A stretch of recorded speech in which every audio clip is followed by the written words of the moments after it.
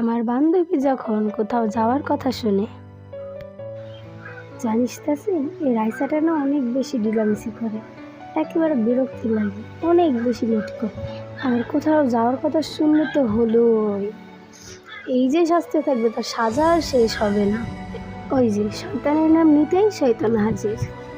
দেখি, এই রাইসা, তুই কি যাবি আমাদের সাথে আবদার মোড়? যদি যাস তাহলে যেতে পারিস। আরে আরে, এটা আবার বলতে হয় নাকি? অবশ্যই যাবো, তুই শুধু বল কয়টার সময় আসতে হবে। কেউ কিন্তু একদমই লেট করবি না কিন্তু। আচ্ছা, তাহলে কালকে আমরা বিকাল ঠিক 4টার সময় যাই। হ্যাঁ হ্যাঁ, কেউ কিন্তু আবার লেট করবি না।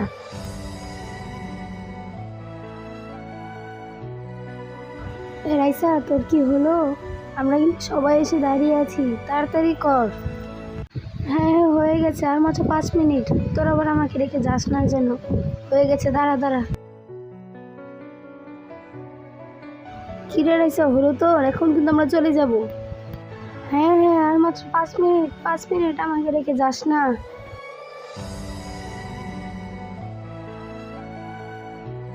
কিরে রাইসা, হলো তোর? আর মাত্র 5 মিনিট।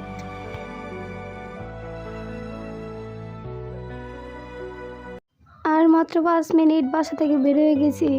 থাক বান্ধবী, আজকে যাওয়া ক্যান্সেল, আর যাব না।